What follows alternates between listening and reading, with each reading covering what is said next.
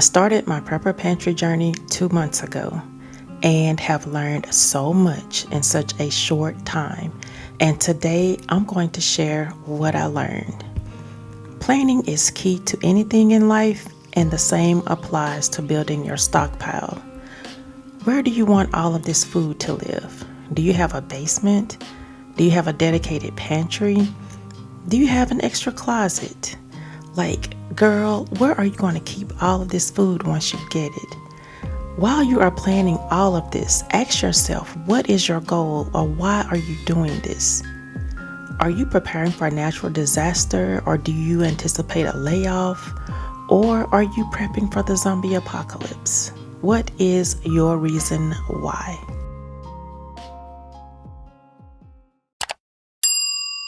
Now that we have a plan, let's head to the store to see what types of foods we should stockpile. Let's start with water. Water is the most important item on the list of things to buy for your Prepper Pantry. When building your stockpile, you want to get 1 gallon of water per person per day. This information is based on FEMA guidelines, and that 1 gallon should be used for things like drinking, bathing, brushing your teeth, things of that nature. Water is essential to everyday life. We can live up to a week without food, but water, we can go about 3 days without water, and that's a wrap. So water is very important when it comes to your Prepper Pantry. If you are in a situation where there's no power, you won't be able to cook food unless you have one of those camping ovens or a portable butane oven. There are lots of canned meat options like canned tuna and canned chicken. Those are the two that come to mind. You can make chicken or tuna salad. You can even get fancy with it and place it on a hamburger bun or a sub roll and add some veggies if you have a garden, because if we're in an emergency situation, those veggies are going to be good and gone. But if you have a garden, go out there and pluck you some lettuce and tomatoes and add that to your tuna sandwich or chicken salad sandwich. Vienna sausages is another canned meat option. I grew up eating these straight from the can, y'all. My husband calls it pig lips and whatever else, but you know, those pig lips taste pretty good when that's the only option you have to eat. You can even stock up on Spam. My parents used to chop this up and cook it in spaghetti back in the day. Although Spam is not the healthiest, our short-term goal is survival. We're eating to survive. Now, let's not forget canned soups.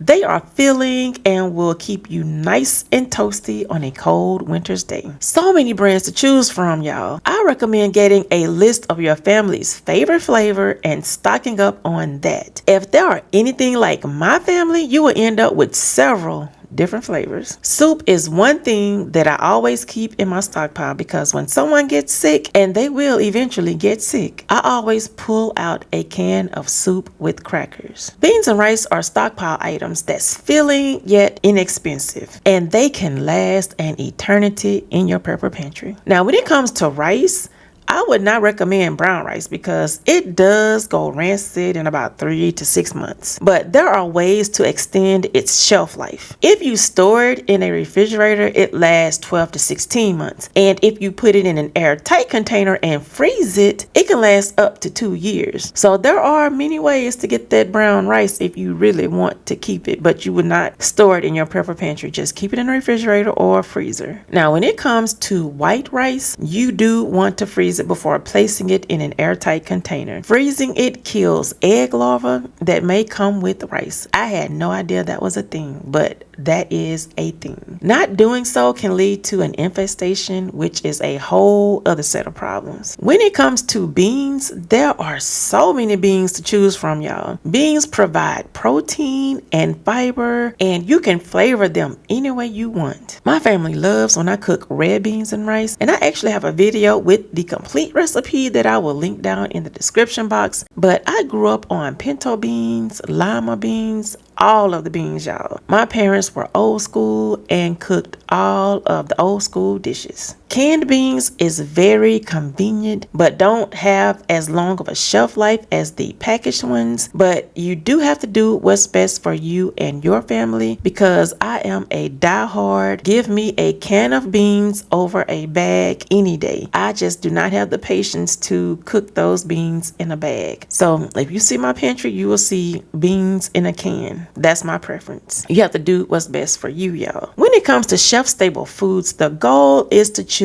foods that aim for nutrition across all of the food groups. Like I mentioned earlier, unless you have a garden, we can't rely on raw fruits and vegetables during an emergency, but we can, however, opt for the canned version. If you want a somewhat healthier option, choose fruits in juice instead of syrup. Now, one of the many benefits of canned fruits and vegetables is they have a long shelf life. Like the ones I looked at Walmart, they don't expire until 2026. So they have a long shelf life. Another benefit of canned fruits and vegetables is you can get your vitamin C in, which is something you will need during an emergency. When it comes to fruits, vegetables, beans, things in a can, remember this: only get those things that your family will eat. Don't go out and get all of these cans just to make your pantry look full. The aesthetics will come eventually. Try to focus on keeping your family full during a time of struggle. We're not focused on making our pantries look like grocery stores, which that's my goal. Y'all know that's my goal, to make my pantry look like a miniature grocery store. But that's not what we're doing right now. We're only getting things that we know our family will eat. Pasta is another inexpensive food item that has a long shelf life. Now, I would recommend staying away from whole wheat pasta, just like with the brown rice. I've read that whole wheat pasta, yes, y'all, whole wheat pasta can also have bug eggs that can hatch in your pantry and create a whole other set of problems in your house that you didn't even ask for. And now you're spending extra money to pay an exterminator to come to your house and get rid of these bugs. That's all I had to hear. You do not have to worry about me storing anything whole wheat. Unlike rice, pasta doesn't have to be frozen before placing it in an airtight container. So you can really stock up on pasta. And when it comes to pasta sauce, there are so many options. Some people are brand loyal. Some want the healthier option, while others just get what fits in their budget. And I am number 3. I get what fits in my budget.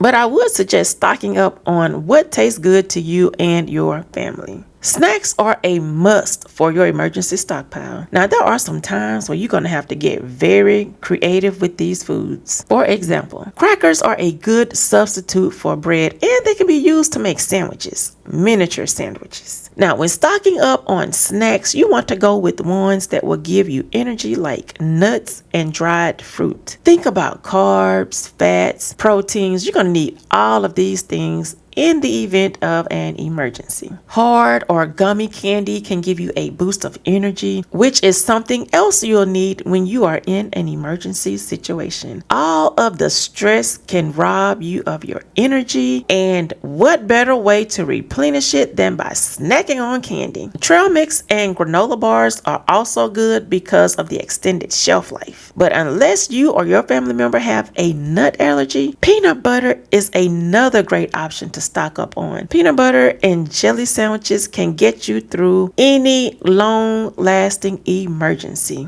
And if you do have a peanut butter allergy, I do know that some people eat sun butter, which is, I think, sunflower butter. You can use that as another option or as an alternative to peanut butter. We talked about canned fruits and vegetables earlier, but if you have little ones, here's another option.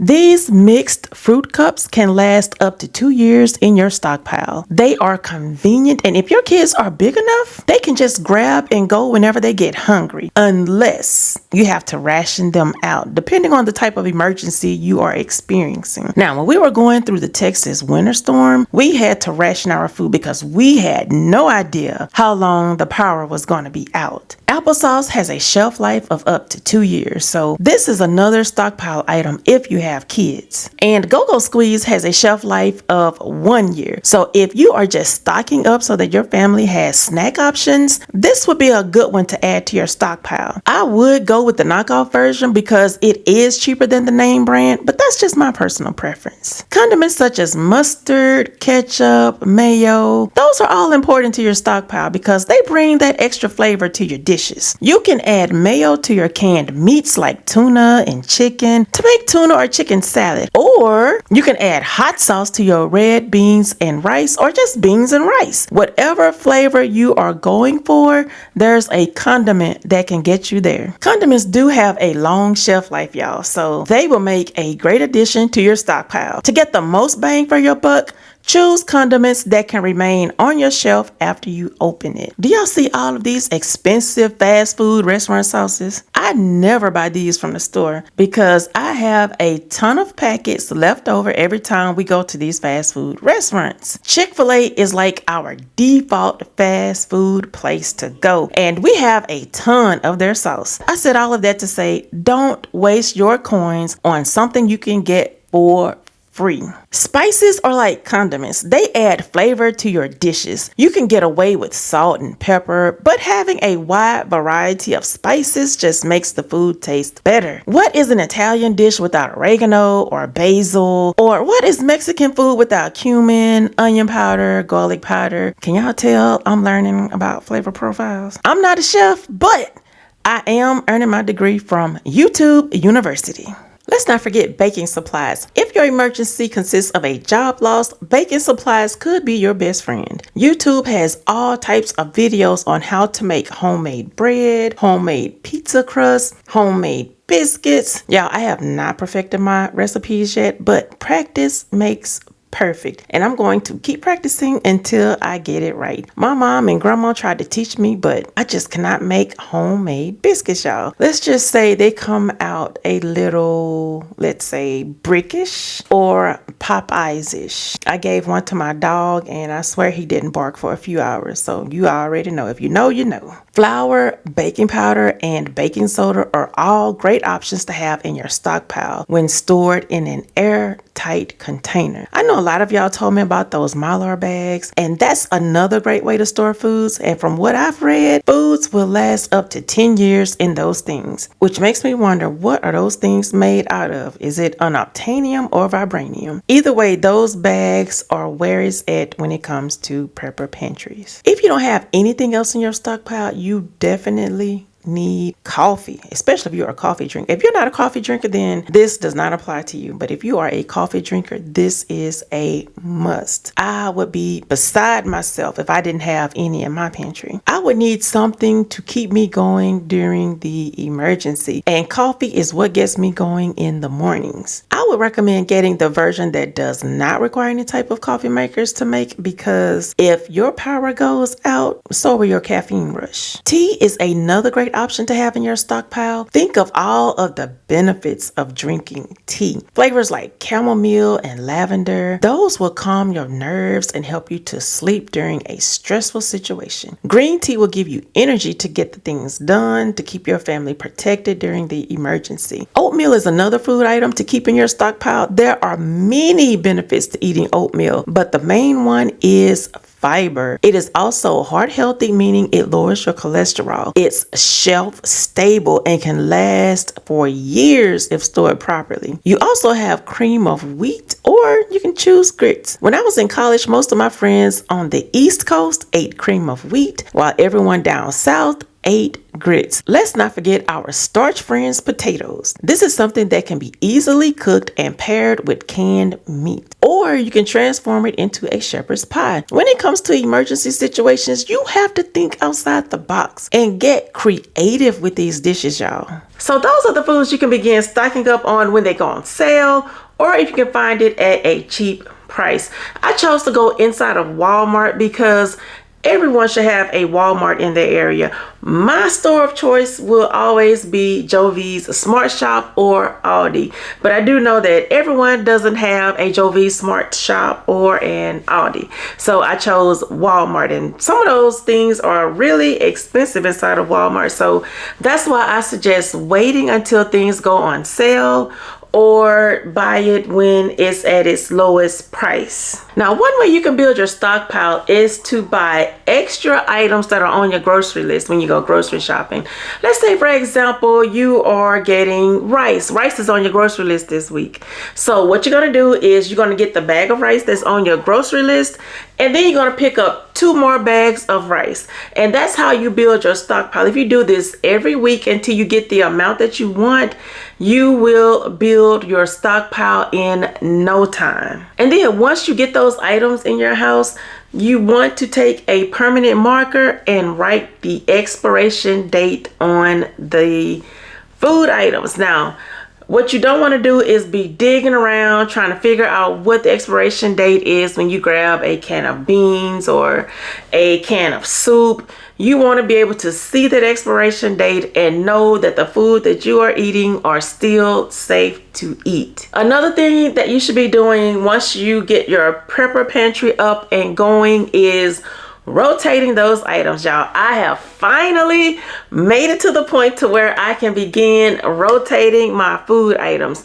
Now, if y'all are new to my channel, I started building my Prepper Pantry back in September using a $5 budget. I started with $5 every week for the whole month of September, and I carried it over into the month of October. But it all started with $5, and now I'm to the point to where I can begin rotating my foods around. So it does not take long to build your stockpile if you are buying extra items every time you go grocery shopping. And remember, get it when it's on sale. The goal is to build this Prepper Pantry without breaking the bank. Now, preparing for an emergency doesn't just stop with your pantry. You also need batteries, flashlights, things of that nature, meat for your freezer, things outside of foods that would normally go in your pantry. But today we are just focusing on pantry food items. Just know that building your emergency stockpile goes beyond food. And if you are a beginner, don't get discouraged. Just start somewhere. If you can only afford $1 worth of items, start with $1. Just start somewhere, because we never know when an emergency is going to happen, and you always want to be prepared. If you have any tips on starting a Prepper Pantry, be sure to leave them down below in the comments section. I want to build a community of people helping people, because we are all in this thing together, y'all. We are all trying to save money. We are all trying to feed our families on a budget. We're all in this together. So let me know down in the comment section. If I didn't mention anything in the video, leave it down in the comment section, because y'all be showing up and showing out in the comments. If you want to see how I began my Prepper Pantry journey, go ahead and click that video on the screen. I pray that you all have an amazing day. And girl, we will chit chat in the next one. Talk to you later. Bye.